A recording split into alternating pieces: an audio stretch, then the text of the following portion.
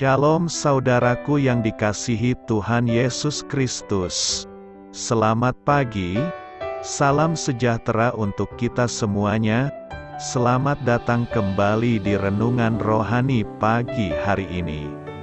Semoga saudara yang terkasih dalam keadaan sehat selalu. Kiranya damai dan sukacita Roh Kudus melimpah di dalam hati dan pikiran saudara saat ini. Sebelum kita mulai renungan pagi ini, marilah kita bersama-sama berdoa. Tuhan Yesus, terima kasih sudah membangunkanku pagi hari ini.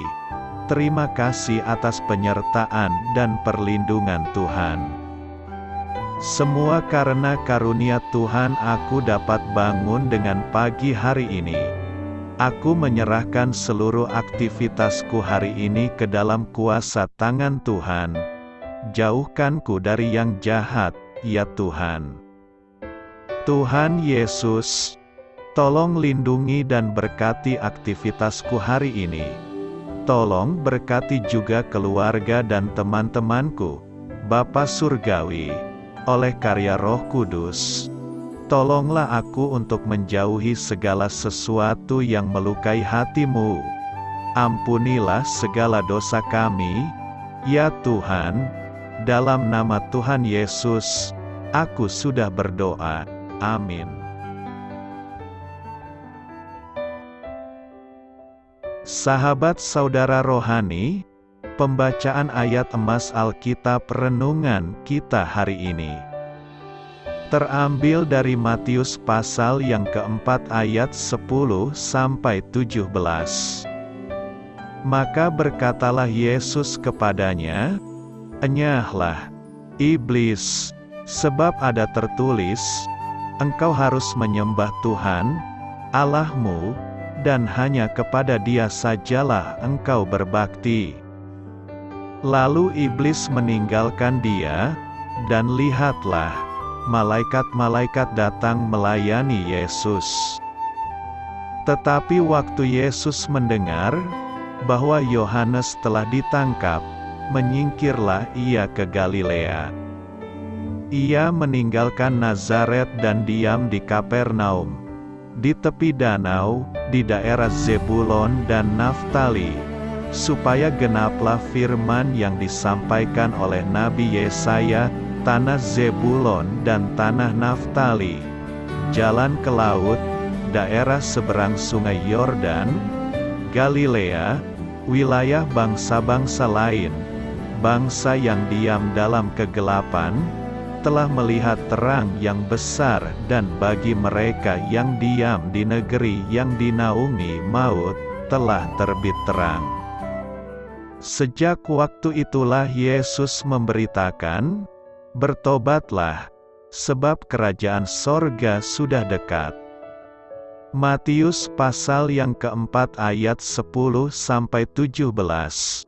Inti dari ayat emas renungan kita adalah, bagi mereka yang diam di negeri yang dinaungi maut, telah terbit terang. Mari kita mulai renungan pagi kita. Judul renungan kita hari ini adalah Genangan Sinar Matahari, ditulis oleh Dave Brannon. Hari itu adalah hari yang hangat di musim panas. Saya dan Molly, cucu saya yang berumur 4 tahun, sedang istirahat setelah bermain bola. Ketika kami duduk di beranda memegang segelas air, Molly memandang jauh ke pekarangan, dan berkata, "Kek, lihat genangan sinar matahari itu." Cahaya matahari menyeruak melalui dedaunan tebal dan menciptakan pola cahaya di antara bayangan yang gelap. Genangan sinar matahari, bukankah ini gambaran indah dari pengharapan yang kita temukan di hari-hari yang kelam? Di tengah masa-masa yang sering kali penuh tantangan, yaitu ketika kabar baik jarang terdengar, kita dapat memusatkan perhatian pada terang daripada bayangan yang kelam. Terang itu adalah pribadi, namanya Yesus. Dengan mengutip Nabi Yesaya, Matius menggambarkan terang yang datang ke dunia ketika Yesus tiba. Bangsa yang diam dalam kegelapan telah melihat terang yang besar, dan bagi mereka yang diam di negeri yang dinaungi maut, telah terbit terang, tertulis di dalam kitab Matius 4 ayat 16. Lalu kamu bisa melihat juga Yesaya 9 ayat 1. Mari saya bacakan isinya untuk Anda. Matius pasal 4 ayat 16 yang isinya adalah: Bangsa yang diam dalam kegelapan telah melihat terang yang besar, dan bagi mereka yang diam di negeri yang dinaungi maut, telah terbit terang. Dan Injil Matius pasal yang keempat ayat 17 berkata, sejak waktu itulah Yesus memberitakan, bertobatlah, sebab kerajaan sorga sudah dekat. Matius 4 ayat 16-17. Dan mari saya bacakan kitab Yesaya pasal yang ke-9 ayat 1-2. Bangsa yang berjalan di dalam kegelapan telah melihat terang yang besar, lalu mereka yang diam di negeri kekelaman, atasnya terang telah bersinar. Engkau telah menimbulkan banyak sorak-sorak dan sukacita yang besar, lalu mereka telah bersukacita di hadapanmu, seperti sukacita di waktu panen, seperti orang bersorak-sorak di waktu membagi-bagi jarahan. Yesaya 9 ayat 1-2. Dampak dosa jelas terlihat di sekitar kita yang tinggal di negeri yang dinaungi maut, akan tetapi Yesus, terang dunia yang besar dan gemilang, bercahaya menembus bayang-bayang kelam, tertulis di dalam kitab Yohanes pasal yang ke-1 ayat 4-5. Terang kasih dan rahmat Yesus Kristus telah menembus kegelapan, sehingga kita menerima genangan sinar matahari yang menerangi hari dan mencerahkan hati kita dengan pengharapan. Dari ayat renungan kita yang tertulis, bagi mereka yang diam di negeri yang dinaungi maut, telah terbit terang. Dari ayat itu kita dapat melihat bahwa Yesus Anak Allah adalah obat dari segala pokok dosa dan permasalahan. Kali ini Allah Bapa menunjukkan keagungannya melalui karya anaknya yang biasa kita sebut Yesus. Bintang di dalam Kristen adalah Yesus. Maka dengan mengikuti arahan dari Tuhan Yesus, kita dapat dekat kepada Ilahi yang menciptakan segala sesuatu, dan kita harus percaya dengan sungguh-sungguh. Kegelapan yang dimaksud juga ada terjadi ketika Yesus melayani di tanah kelahirannya. Ketika itu banyak kesurupan roh jahat, dan Yesus ditampilkan sendiri oleh setan yang berkata, Yesus Anak Allah yang Maha Tinggi, mau kau apakan saya? Jangan lempar saya ke jurang, namun biarkan saya masuk ke dalam babi-babi itu. Roh jahat sendiri sudah mengakui siapa Yesus yang sebenarnya. Saya berharap iman saudara bertumbuh terus kepada Tuhan Yesus. Apapun yang terjadi, andalkan nama Yesus. Anda dapat mengatakan dalam nama Yesus sebelum Anda memulai segala sesuatu, dan sebelum Anda membuat keputusan, agar Tuhan Yesus turut serta dalam keputusan Anda dan rencana Anda. Amin. Marilah kita renungkan di dalam hati kita. Kegelapan apa yang menyelimuti hari-hari Anda? Bagaimana Anda dapat mengizinkan terang kehadiran dan kasih Yesus membawa sukacita dan pengharapan bagi Anda? Hal ini patut kamu ketahui. Ke-18 ayat pertama dari Injil Yohanes, yang dikenal sebagai prolog, begitu kaya dan berbobot secara teologis. Ayat 1-5 berfokus pada keberadaan dan perbuatan Firman sebelum kedatangannya ke dunia sebagai manusia.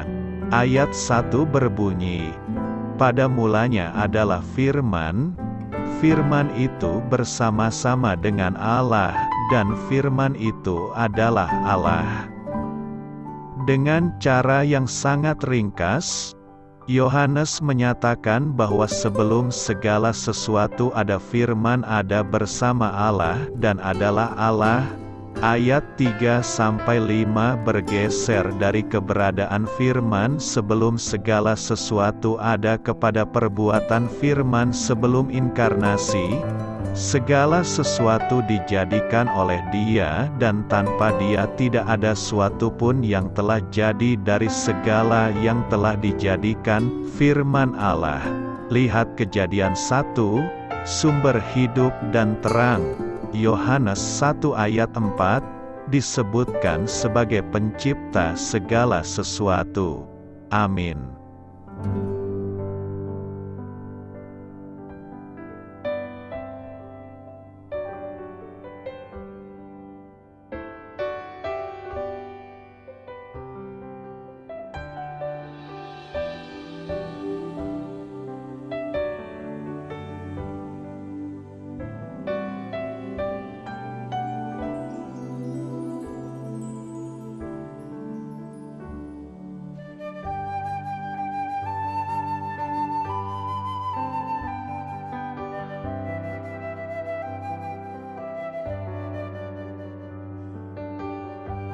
Marilah kita renungkan sahabat saudara rohani.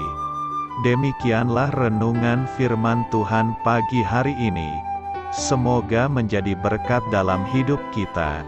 Dan sebelum kita memulai segala aktivitas kita pagi hari ini, marilah kita berdoa.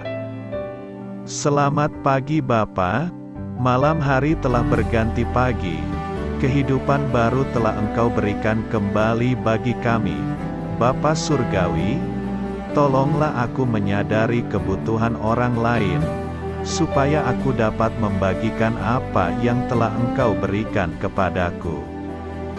Pada saat aku membutuhkan, berilah aku keyakinan bahwa Engkau akan mencukupkanku, melalui orang-orang yang mengasihi-Mu, bukan karena kami pantas atau layak, namun karena kasih karunia-Mu kami boleh ada, sebagaimana kami ada di pagi hari ini. Terima kasih Tuhan, atas kesempatan baru yang telah Tuhan berikan kepada kami, untuk bisa memperbaiki diri agar kami bisa lebih layak di hadapan-Mu. Hari ini kami serahkan semua perkara dan kesulitan yang akan kami lalui ke dalam tangan-Mu. Biarkanlah kami bisa memuliakan-Mu dalam segala aktivitas yang akan kami lakukan. Amin. Biarlah firman Tuhan menjadi pengingat untuk kita semua, bahwa tuntunan dari Roh Kudus akan selalu memberi jalan keluar bagi setiap permasalahan hidup kita, dan memberi kedamaian di hati kita. Sampai jumpa di renungan pagi saudara rohani berikutnya. Kiranya Tuhan selalu memberkati saudara semua hari ini. Amin. Shalom.